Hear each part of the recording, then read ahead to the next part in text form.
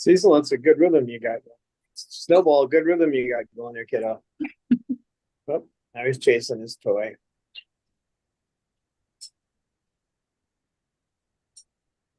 It's actually a plastic canning lid.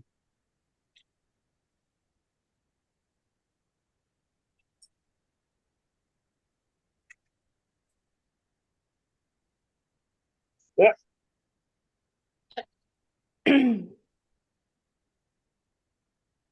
Snowball. You trying to get that lid close to me so I'll throw it? I can't. I have two birds on my shoulders, so I can't go down and get that lid for you. Snowball.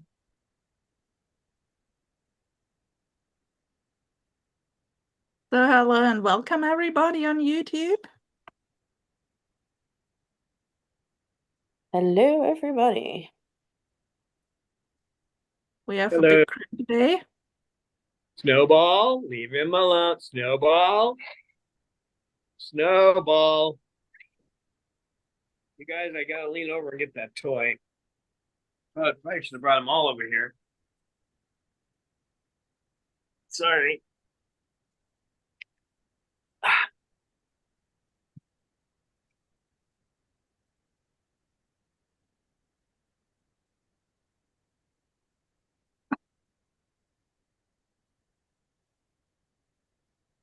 Go get it. Go get it. John. Think it's trying to decide toy or think pink. Oh, what a choice.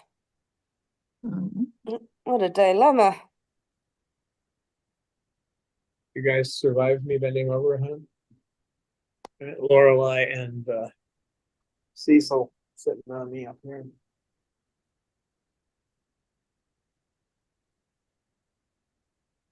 Oh, Cecil. Such cute birdies. Look at the welcome committee. So we have a couple of chatters. So welcome Calvin Thurston, Nancy Rudy, and Rosebud Atkins. Hello, everybody. Everyone. Thanks, Calvin, for your support. Much appreciated. And everybody else. Calvin just joined Patreon, so much appreciated. Woohoo, Calvin. Thank you so much, Calvin.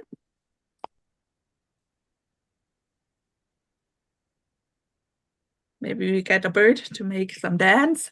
Yesterday, someone started dancing without music. It was Cecil, I think. He's a good dancer. The best dancers are actually Lorelei and Babalu, but yeah, Cecil does a good job of dancing too. I've got some videos of him dancing. Right, Cecil? So you're one of the best. Dance. Yeah, cockatoos make great dances, at least some. Yeah, the ones who like to dance. Yep. Yeah. Not everybody has the time to dance, like our busy sugar. Eleanor finds something out about her. Hey, easy. You try to eat my hand? Are you gonna eat Sugar my is hand? in big business. Yeah. So I was walking through Aberdeen the other day and I saw a place called Sugarbird. And I thought, I didn't know that Sugarbird ran a pub. She kept that quiet. So we were pretty close on her secret when we said she opened Sugar's wine bar. So, Yeah. Sugar has a pub in Aberdeen.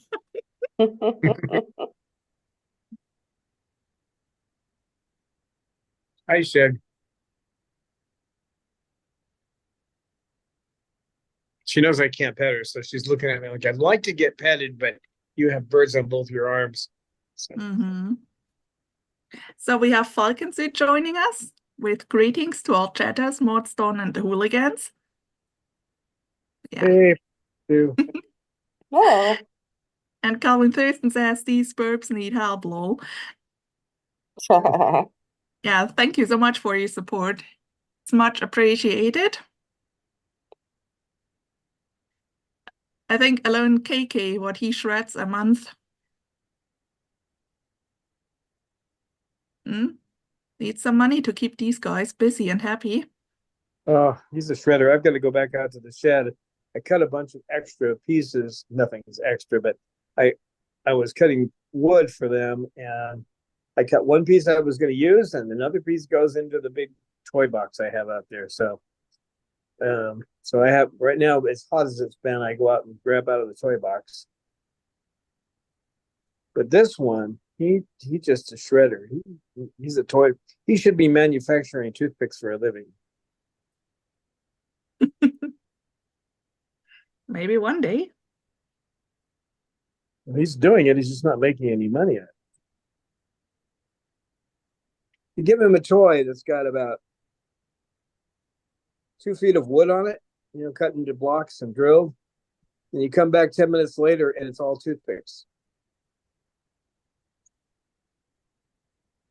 He needs a rich patron, don't you, KK? Yeah. He needs to be this Or one. someone And with a big, big forest. Yeah. he's pretty quiet in here lately, but he's always tearing up stuff in his cage. Bob's got another piece, another 2x4 attached on top of the other one, and then a 1x4 across the area where he's trying to destroy the cage. But he just looked at me when he saw what I did, because I took him out this morning because he was trying to tear up the 2x4 I put down there.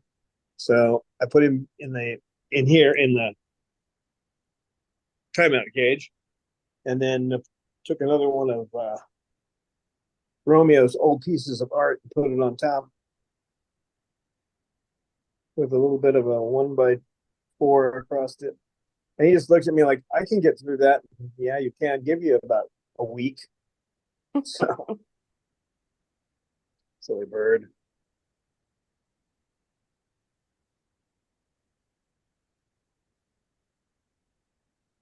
Hey, Kay, you look awfully quiet today. Yeah, yesterday, He was very chatty. Lorelei managed to go flying by Sugar, and just her wings brushed against Sugar. So Sugar decided to fall off the perch. She landed on the couch, and we all know how he is. Well, he kind of went after her, but not that bad. And once I got a hold of her and put her on my hand, he stopped. So he's getting better about it. Before, he would have just kept going. There's a pink bird anywhere near him, he's going to try to attack him, but he wasn't doing that. He acted a little bit tough there for a moment, but as soon as she was on my hand, he stopped. And he listened to me too. Told him to calm down. I said, hey, Kay, no, and he calmed down. So Good. And of course, very dramatic of Sugar to fall onto the couch. yeah. Lorelei gets a little bit wild sometimes. It's one way of putting it. She gets wild enough that when she wants to do something, she'll start biting me. But not out of any meanness. It's just, let me go. I'm trying to do what I'm doing. And I'm looking at her like, no, I'm stopping you from what you're doing. I'm talking about you. You know that? I'm talking about the Lorelei. The Lorelei. She's a spoiled little girl. She is. Hey,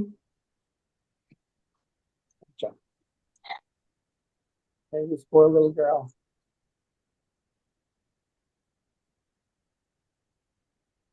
She's a sweet little thing. But she has her moments. Don't you? No, they all have their moments, I think.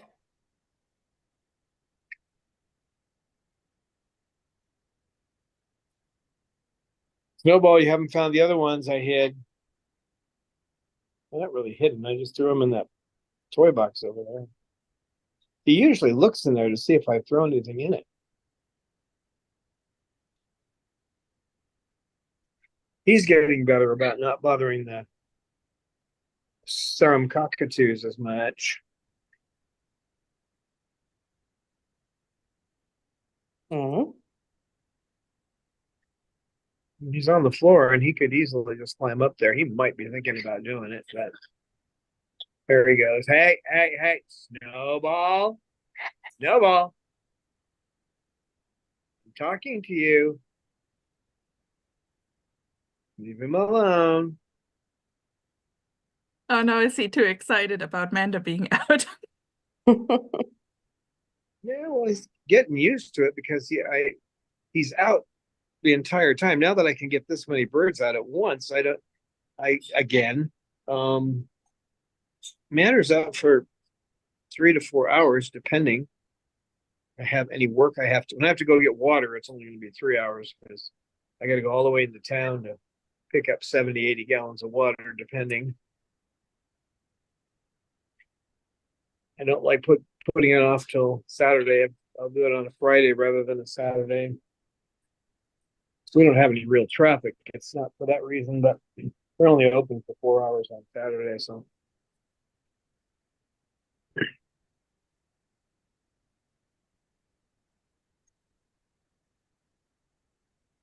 Yeah, I was talking to the other person who has a rescue here in town, and actually the rescue she has is in Los Angeles, but she's got a few of her rescue birds here, and I give them well water. I can't do that. Mm. Trust what people put in the ground. They drink it too, but I can't.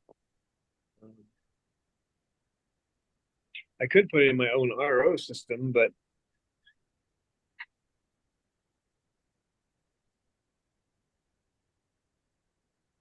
trust me, depending on how many bottles I take, anywhere from $15 to $20 to fill up the bottles. The only charge is 25 cents a gallon, but it's pure water. I've run my own ppm tester on it. That water is you can't buy anything. You know, the stuff in the store, like distilled water, will come out like point. It'll have like 10 parts per million. It doesn't even register on my tester. It's like there's nothing in there. Like I'm testing the air or something. But he's got 16 unit filtration system with UV on it. Yeah, that's good water.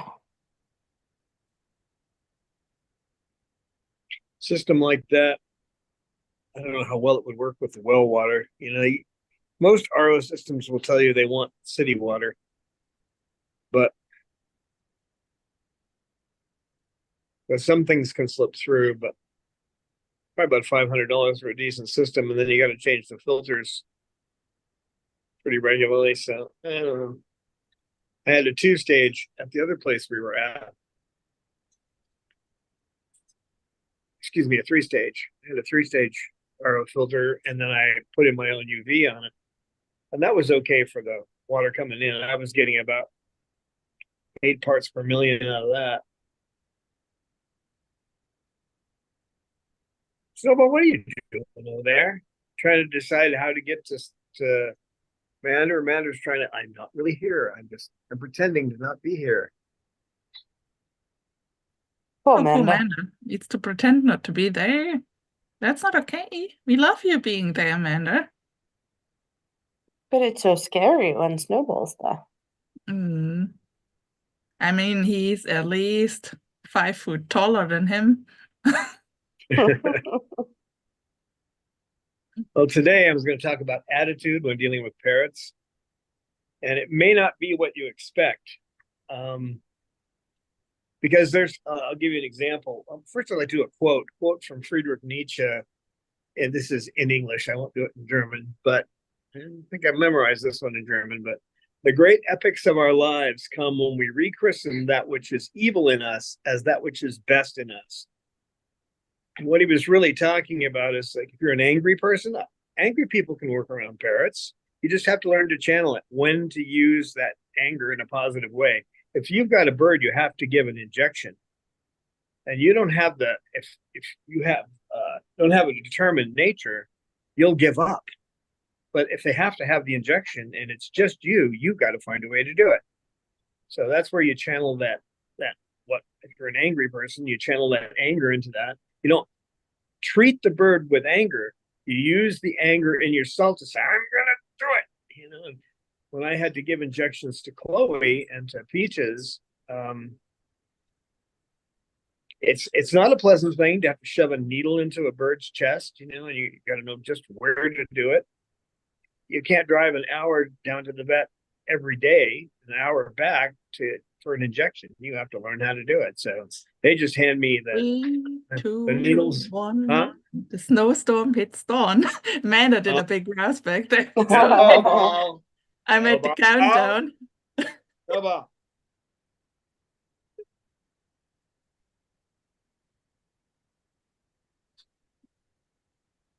Leave him alone. Well, thank you. Thank you. Can I have that? No, can I have it? Can I have it? I guess Yeah, play not. tug of war. Yeah, he won't let go of something. Someone else has got a toy. He saw the toy. Now he's gonna get down. Cecil's got it though. So there are times when you have to use what some people would call the worst part of your personality.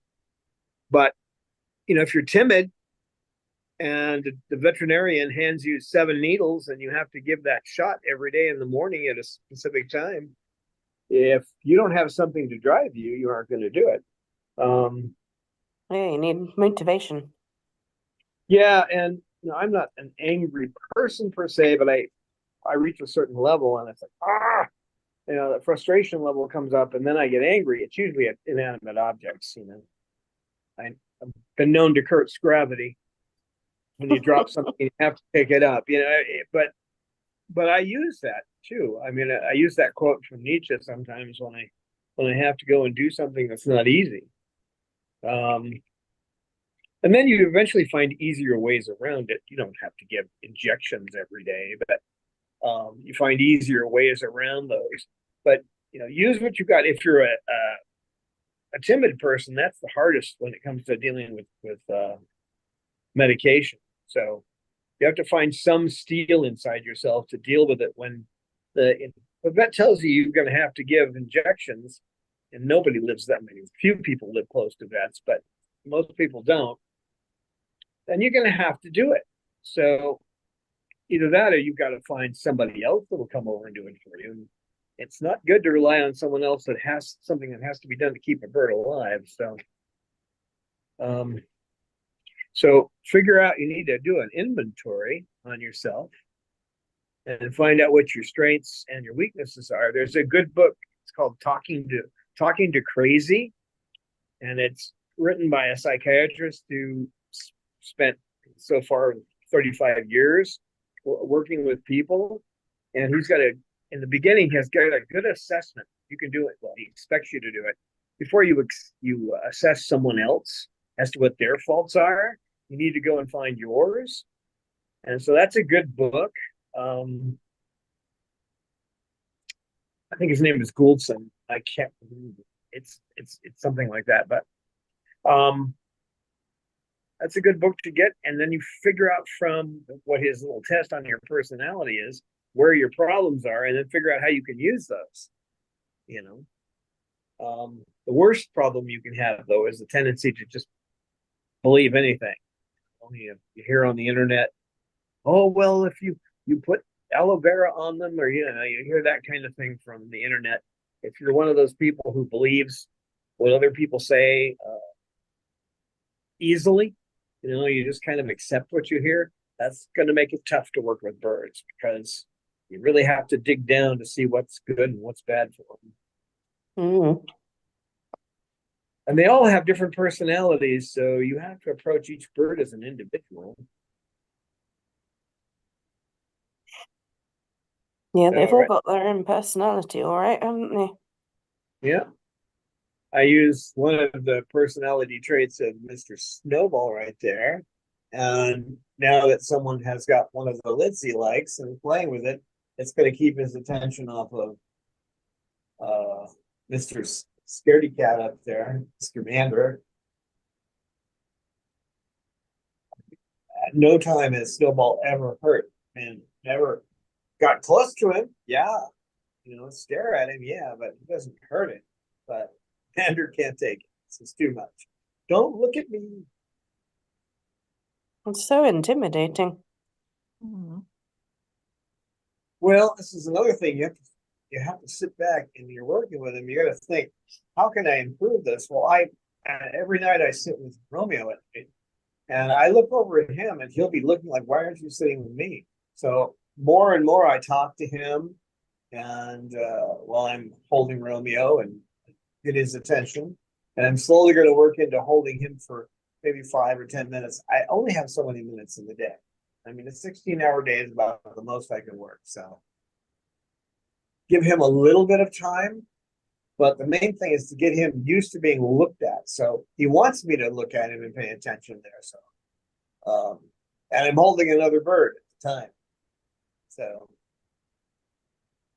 and he's never been terribly fond of anybody, except maybe Peaches. Nobody was actually, none of these birds had any bad attitude about Peaches. But so we get it. That's that book, Talking to Crazy, has got a good inventory. And on top of that, when you're dealing with people that are a problem, okay, or even birds that tend to manipulate you, it's a good book to learn how to deal with it. I got it because I was dealing with somebody who was obviously a little bit further off the deep end. How would you say it? And I think the way the English would say it is that she was round the twist. So I used that, and it was somebody I was working, it's in a work environment, and I was trying to figure out how to deal with this person. And it does deal with the different kinds of people and situations where you can get manipulated, and how to deal with those kind of personality differences. So it does have some relevance with parrots as well, although you won't find the same kind of insanity you do with people. But Bob is an example of a narcissistic personality. He wants all the attention. He wants it all now. That's Bob. So there's some good tips in that. But now on top of the negative, so-called negatives in your personality that you can use positively. I'm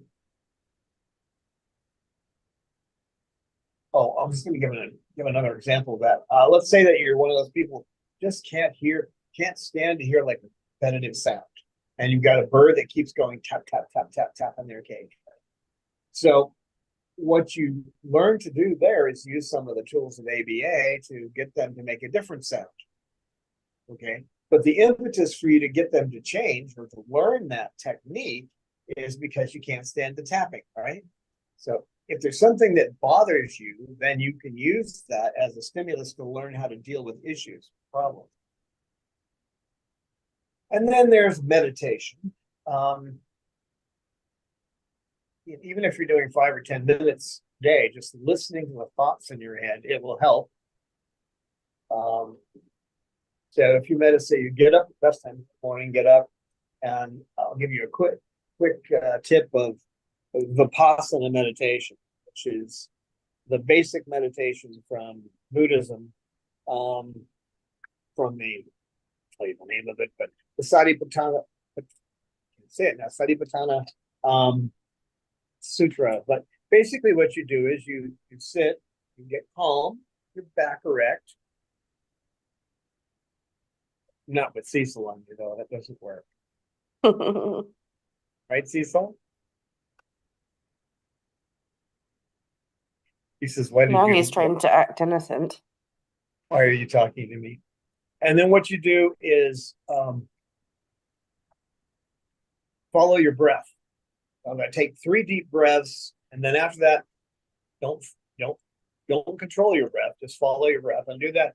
Try, and every time you find yourself thinking of something, oh, I've got to do this. Oh, I've got to do that. Oh, what about that? Oh, so-and-so said this. Well, I have to do that. Just catch yourself doing it and go back to your breath. Do that for 5 or 10 minutes every morning. And what that will do is when you're in a situation where you start to get frustrated and you start to get irritated, you'll be able to control it better because the mind generates all this kind of stuff like a volcano. It's always going on, spewing thoughts. And what we usually do is we run after them. So you get this thought in your mind, oh, Joan is such a pain in the rear at work. Every time I'm working, she comes up and bothers. But the real problem you have is that your mind is spewing these thoughts at you. So what you learn to do is to look at them like clouds. They come in and they go away. You don't pay much attention to them. You won't do that in the beginning, though. Most people try to do this meditation for 5, even a couple of days, or a week. And they say, it doesn't work because all I do is think. Congratulations. Now you know that you just constantly think. So it will help you not put so much emphasis on your thoughts. And it will take a while. Don't expect it to happen overnight. But like I say, 5 or 10 minutes a day can make a big difference. I try to get in 10 minutes, but sometimes I'm so busy I only get 5. I try to do it twice a day, but sometimes I'll only get it in at night or only get it in the morning. It's better in the morning because when you kind of grab the tiger by the tail in the morning and you start to think, oh, then I can't deal with this, you realize that it's not, that you shouldn't make a mountain out of a molehill. Most of your thoughts are just molehills. Right? Lorelai goes, I've never seen a mole. I have. We used to have them in Fallbrook. We had moles in the yard. Yes, we did. So I don't meditation. know what these guys' little thoughts are, whether they're molehills or mountains or little bits of cotton candy. Cotton candy, with a beak. Yeah. Who knows what they think about? It's obvious they're thinking about something, though. I've actually watched Lorelai plan things. You can sit there and watch her. She'll kind of look around. She'll, and then all of a sudden she'll do a whole sequence of behaviors. She hadn't planned those things out. She does it on me, and she almost always tricks me. So, smart girl. There's this guy in Australia. I think his channel's Maker's Muse or something like that, and he likes 3D printing and printing or designing puzzles for cockatoos to solve. So sometimes he releases a video where they solve quite, tricky puzzles. So they definitely can plan. So it's not scientific how he did it and set it up, but you can see in which direction it goes. Yeah, well, there's in Austria, there's the Gotham lab where they actually do set it up scientifically, and it's pretty amazing to see what these guys can do. Tremendously intricate locks that they can figure out how to open up to get what they want. And they put something in there, and they know it's in there. They know there's a lock they have to deal with, and they figure it out. And then they try the same thing with kids, and they can't.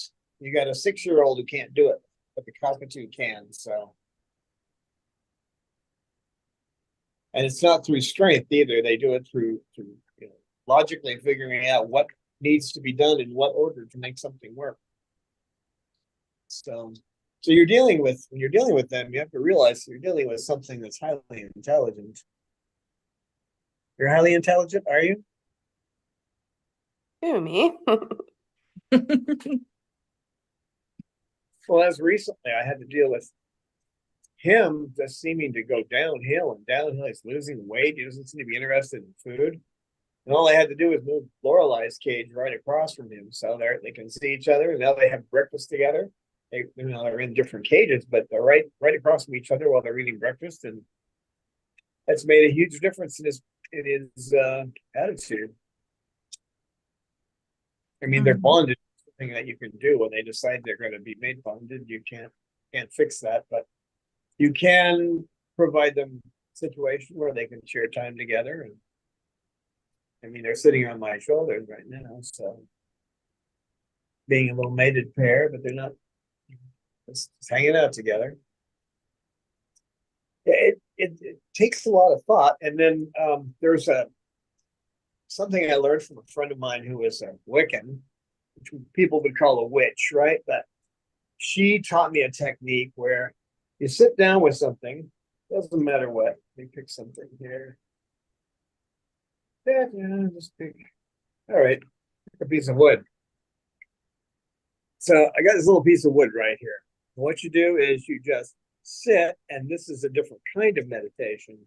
This is what the Buddha had a different name for this type of meditation, but what you're doing is concentration, really. So you try to think of every way you could use this. Well, I could use it to, well, it's sharp, got a sharp point, so I could use it to clean under my nails. I could use it as a wedge somewhere where I needed to move something up a little bit that was off balance. And then you just go through that, try to come up with 100 different ones, different ways you can use something. And then what happens when you run into a situation where things aren't working with a bird, or you have to fix a cage, or you have to try to discourage a certain behavior, you are used to thinking up alternative methods and seeing outside the box. Because most people would not think of using a piece of wood like this to clean out under their nails, but actually it's got a nice V shape on the end for that. So that technique I learned when I was in my teens from a friend of mine who was a Wiccan. It's one of their methods they use to see the utility of everything around you. So that comes in really handy. It's a good practice. And a lot of things where I go around here and fix things are like that. And I had to fix Bob's cage because he was trying to break the grate on the bottom. He actually broke one of the bars on the bottom. I ended up using finally ended up with a piece of 2x4 across there that was attached with the I'm not going to forget the name of the stupid things again. Wing nuts. Okay, so you have the toggle bolts. So it's actually attached through the wood. It goes through the wood and is attached to the grate at the bottom by a toggle bolt. And then when he was really digging into that this morning, I cut another old piece of wood from Romeo and put that across and drilled down into that and screwed it on there and then put another piece in front of it. So, I mean, this is all temporary, but it's going to keep him from destroying it until I can get it fixed. So that's a method that you can use to see beyond the usual, right? When you see a pencil, you think pencil. You don't think, well, I could use this as a lever. Well, I could use this, and I can turn it around and use the end that has the eraser on it. If I absolutely had to, I could use it to stir something I was cooking. I mean, you just keep thinking like that, and it's helpful with these guys. Think outside the box. But the most important thing with these guys is to be observant, and that's the hardest thing to do. Yeah, you've got to set aside your preconceptions and watch what's actually happening. Yeah, I mean, looking at Snowball just a minute ago, he was standing still. Most people would look at that and say he's not interested. He's just kind of bored, or he's taking a nap. But actually, he was watching the Snowball. So he loves these little lids, and I think he might have been hoping that Snowball would let go of it, and I'd toss it to him, but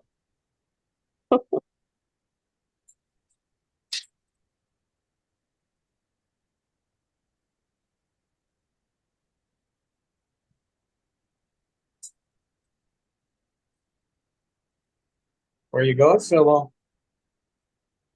Yes, I said Snowball. Snowball's a good bird. Snowball's a good boy. There's no Snowball. It's going off on a little adventure.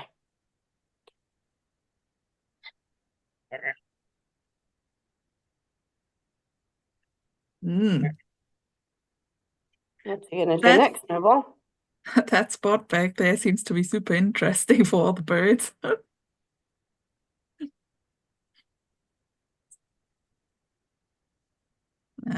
Goes back up.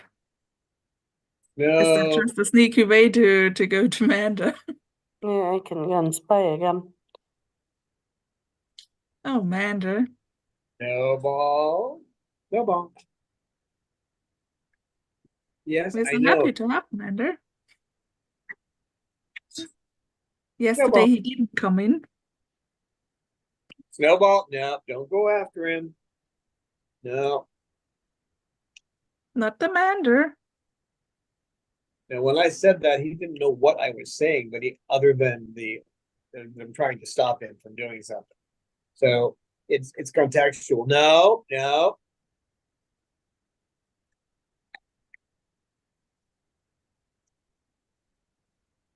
I know you want to go up there. I know. I understand that. Beauty boys.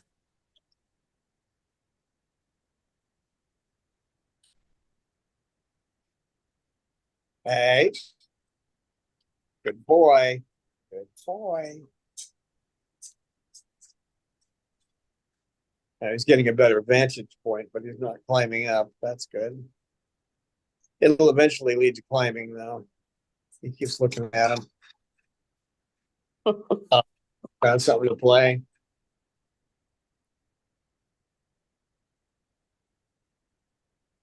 Good boy. Boy.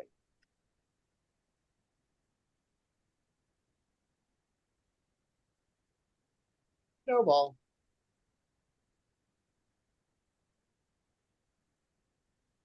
Yeah, he's beating my head with it, so I'd love to toss it at you, but he won't let me have it.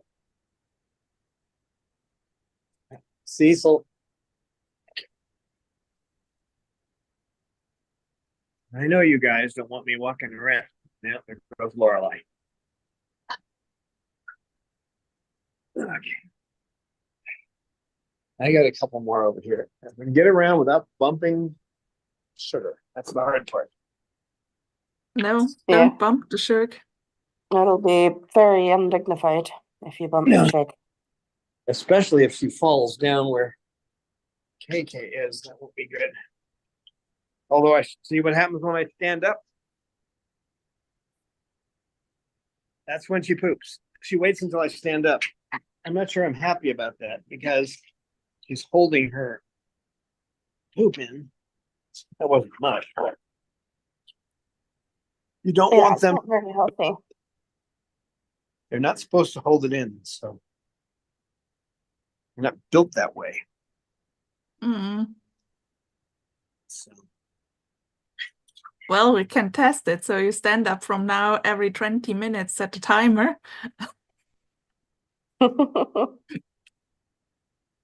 I start the Excel sheet, then we can see. when I used to take, have two different groups coming in here, I would go to take part of the birds out, and I'd come back, and if I didn't look down, I'd be sitting right in poop because that's what she would do. She'd wait till I got up. Mhm. So, Snowball. No, but to see if she poops more often when you stand up more often. Yeah, it's hard to do, but Lorelai's coming back. Come on, Lorelai. Come on. Come on. He wants back on the shoulder.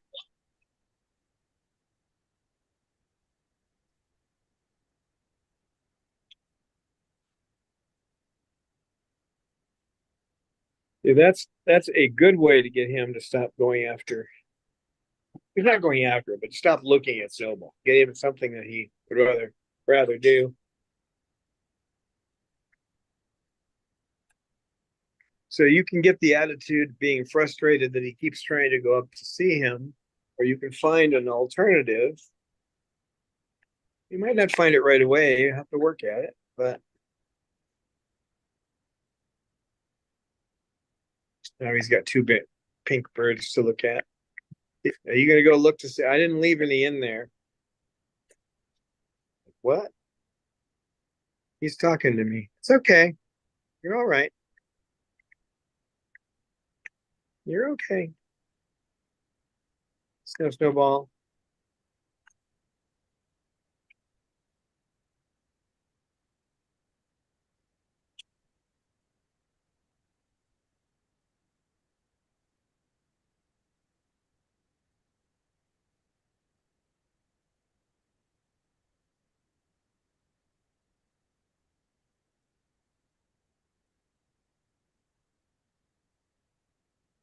So welcome, Book Tiasha. Just joined us. Hello. Hello. And trying to think from their position, to imagine yourself, having to live in a cage and then wait for somebody to take you out, and being bored and trying to figure out what you can do to, enjoy life. Would you get okay? That's too much now. Get on my lap. Yeah, I know. It's whacking my ear so much I can't think. Which, I don't think that much anyway, do I? No.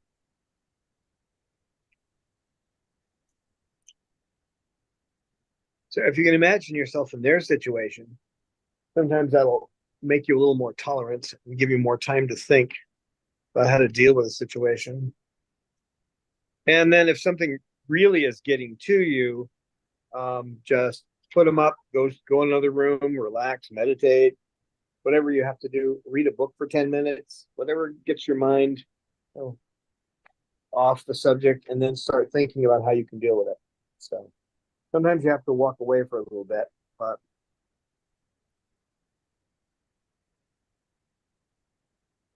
we live unfortunately, in a world where we're constantly under pressure, especially in the West. So sometimes it feels like the straw that broke the camel's back that's sitting on your back when you got a bird that's not doing well for some reason behaviorally, or you get a bird that's sick and you're trying to deal with that. You have to take a moment and try to put your head back together.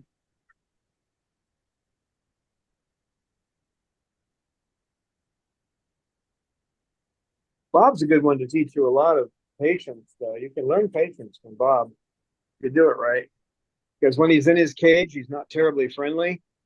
Um, but yet he wants all the attention. So when you walk around his cage, he constantly follows you around. You try to put food in there, he tries to dart at your hand. But if you reach in to take him out, he gets right on your head. it's you have to learn with different ways they can behave in different situations too. Which I think is why a lot of people will say, well, oh, just put me out of the blue. It never comes out of the blue. There's always a reason for it. It takes a little time to think about it.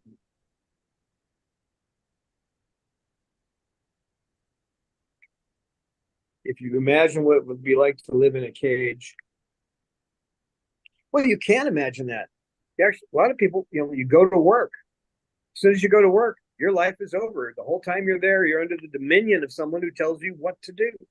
You don't live your own life.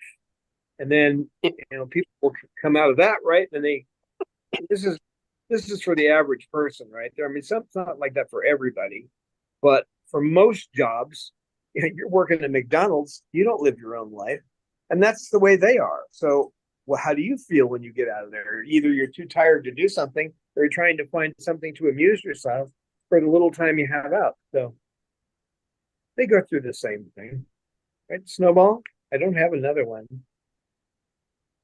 Where are you going, Mander? Our cubicles are our cages. Yeah, it really is. People don't realize that. One of the things I do is astrology, but because it helps me plan my life out. But there's a part of your chart that deals with, it used to be back in 2,000 years ago, that was the place where you kept your slave. And that's the place what we call employment. That's the area they call employment today.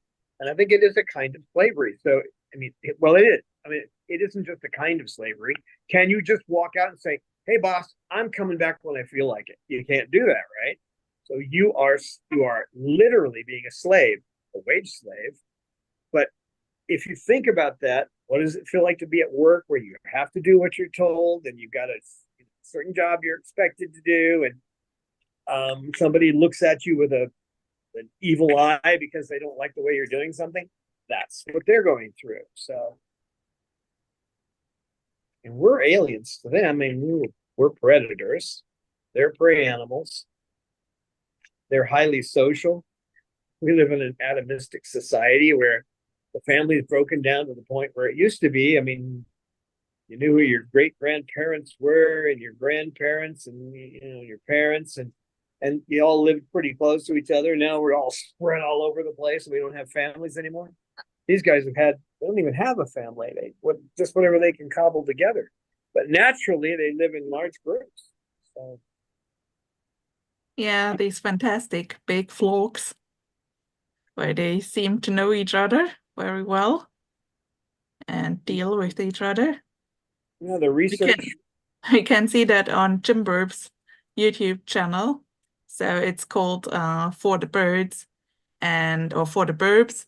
And he lives in Australia and feeds a wild flock of cockatoos and some turkeys and Pete the possum. Yeah, he's great. Pete the possum is so cute. Just all the birds, or better, the cockatoos leave when Pete the possum shows up. Don't know why, but must be something going on. So want to say hello to some more chatters. Hello, Unknown. And hello, Jem and Jamie. Good to see you guys. Hello. Hello. Opossums are predators in serious need of dental work. You look at the way their teeth go this way and that. I don't know. Pete the possum is really cute.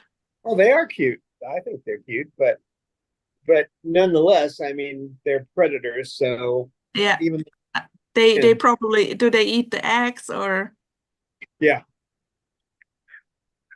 So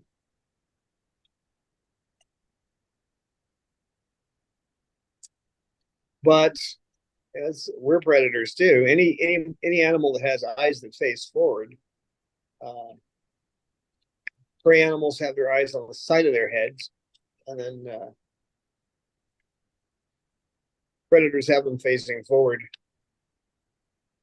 And there's the thing, you don't think about what you look like to them, but if you see a tiger or a lion and they seem to be smiling, it's not a good thing, right? When a tiger or a lion is smiling, usually there's a little drool that comes with that because they're going to eat you, right? They're hungry.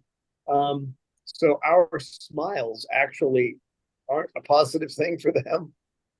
They learn to get used to it, but predators usually make that face about to eat you. That's the funny thing, that they actually can get used to it, that they are kind of that smart to realize, okay, they won't eat me. Like, actually, my budgies are mad at me if I don't look at them right into the eyes and talk to them. They're kind of like, no, up tantrum, or mommy, I'm mad at you. Yeah. So they actually want me to look at them, and they look deep.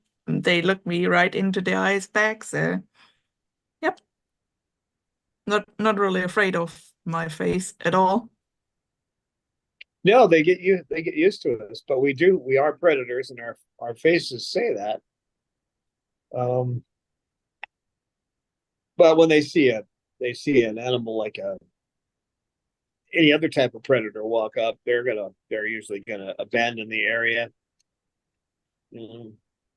regardless of whether Jim thinks they're okay or not. It's a predator. I'm not gonna hang around with that.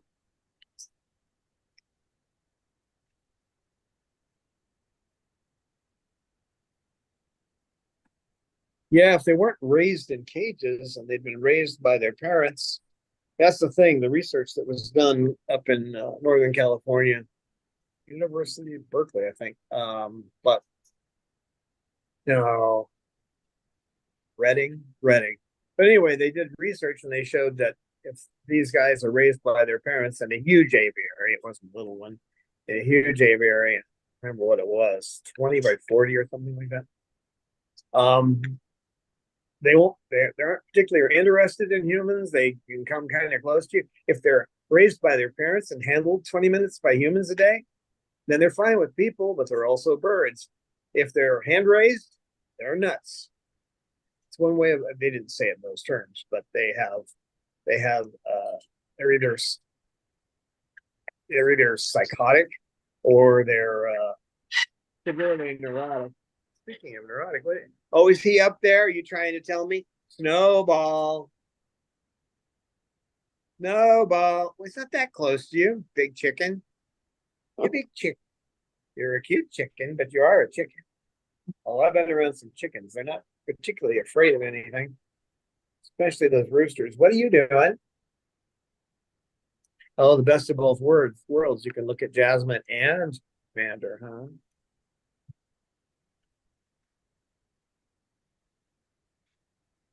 Mander, it's all right. He's not doing anything to you. He's just looking. They're pacing A like cat. an father. A cat can look at a king.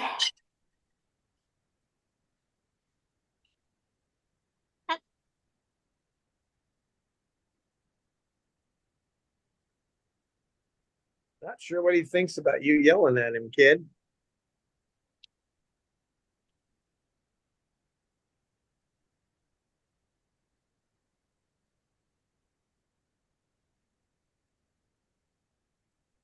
So in conclusion, basically you got to think outside of the box with these guys. I still recommend that book, Talking to Crazy. Um, it's a good way for you to deal with people. It helps a little bit with the birds too, but kind of figure out what your negatives and your positives are when you're working with them. A little bit of meditation, even it's 5 minutes or 10 minutes a day, just to realize that most of what your mind thinks is useless.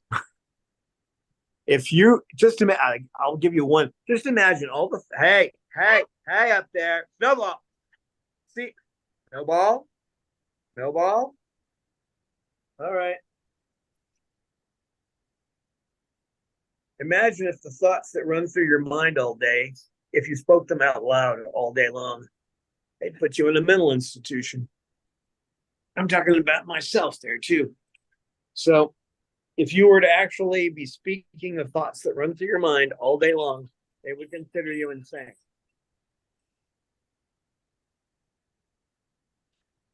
So we tell them, are you doing? Yeah, please all I can hold the camera when you do.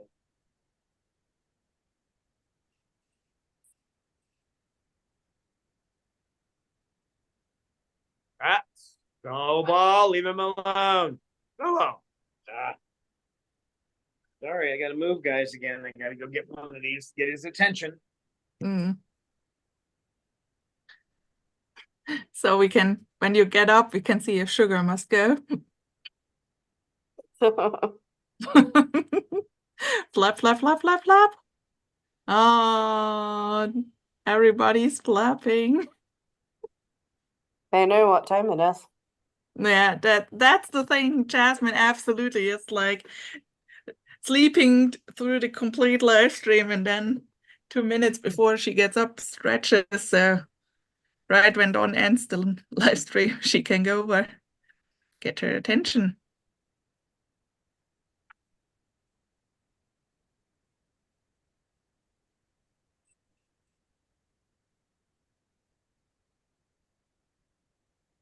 Oh, Snowball. If we just could see the Wallackens like you do, at least for once.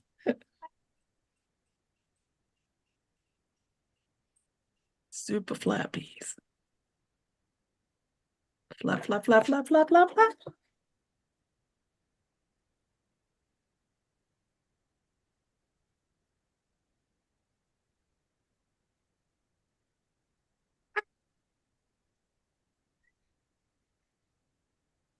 That's a jazzbird.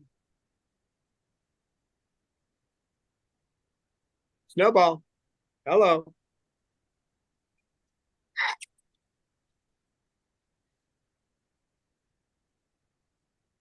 Hello.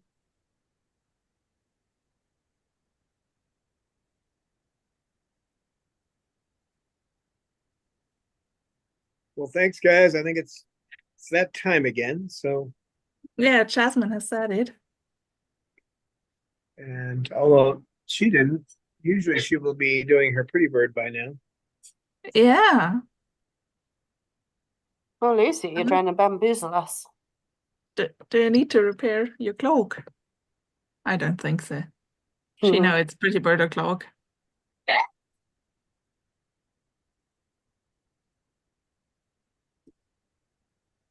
Thanks, Amy. Thanks, Eleanor. And we will see you all later.